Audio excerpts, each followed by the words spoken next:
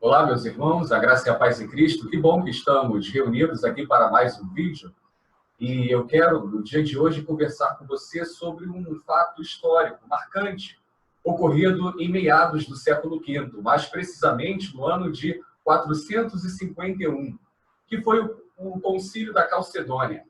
Bem, embora o Concílio de Nicéia tenha proclamado que Jesus Cristo era plenamente Deus, a Igreja ainda precisava compreender sua natureza humana. De que maneira o humano e o divino se interrelacionavam no Filho? E essa resposta viria por meio de um dos mais exaltados jogos de poder da Igreja. Conforme crescia a heresia, as principais cidades do Império recebiam influência teológica, e por causa disso, seus arcebispos foram chamados de patriarcas.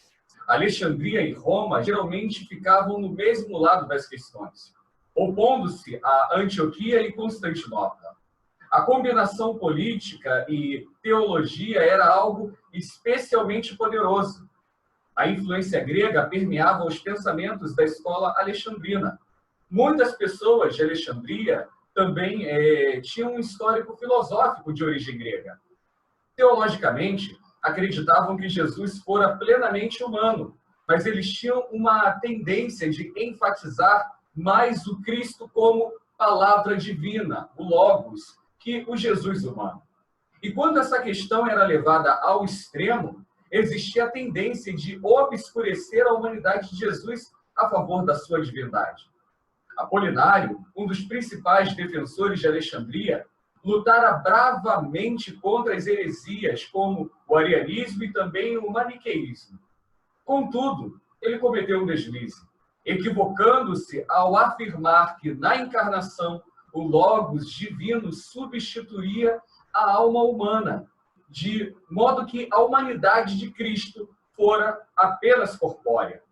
E no ano de 381, o segundo concílio ecumênico condenou também este ensinamento. A escola de Antioquia apresentava a tendência de se concentrar na humanidade de Jesus Cristo.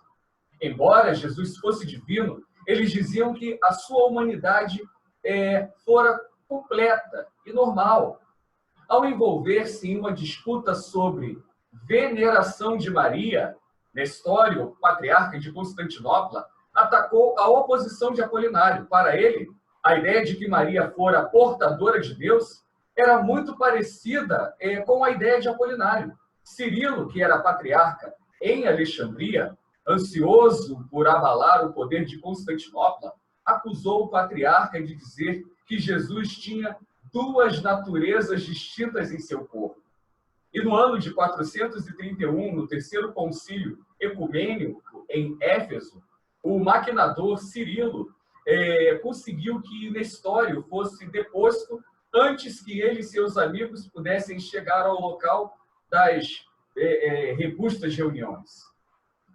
Quando os clérigos ausentes chegaram, condenaram Cirilo e os seus seguidores sob liderança de João, que era o patriarca de Antioquia.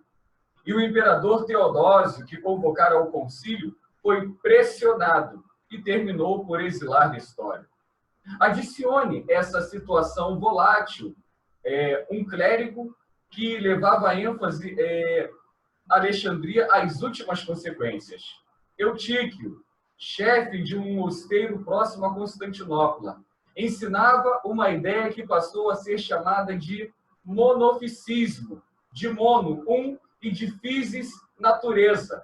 E esse ponto de vista sustentava que a natureza de Cristo estava perdida na divindade. E assim como uma gota de água que cai no mar e é absorvida por ele.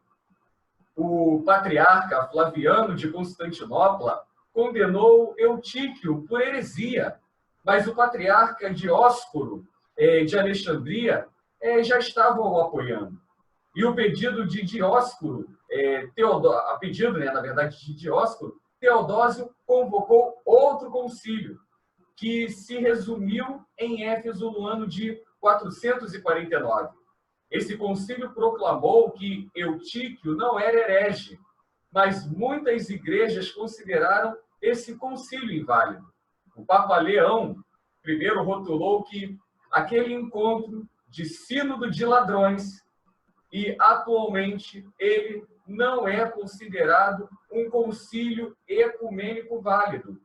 Leão pediu ao imperador que convocasse outro concílio, de modo que a igreja como tal fosse representada.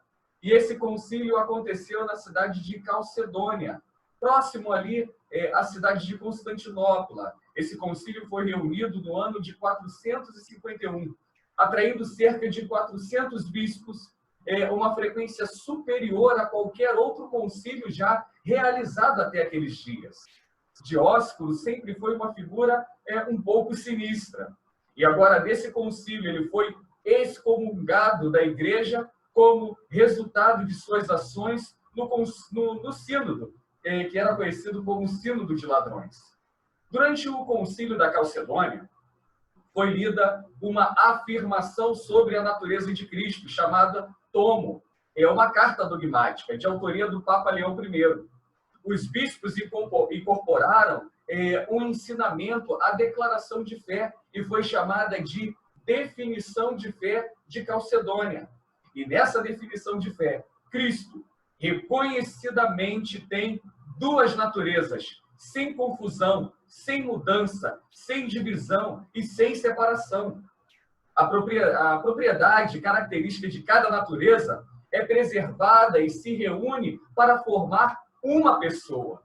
E essa concepção condenava as ideias de Apolinário e Eutíquio, além das posições atribuídas a Nestório. Então, Calcedônia foi o primeiro concílio na qual o Papa exerceu papel importantíssimo.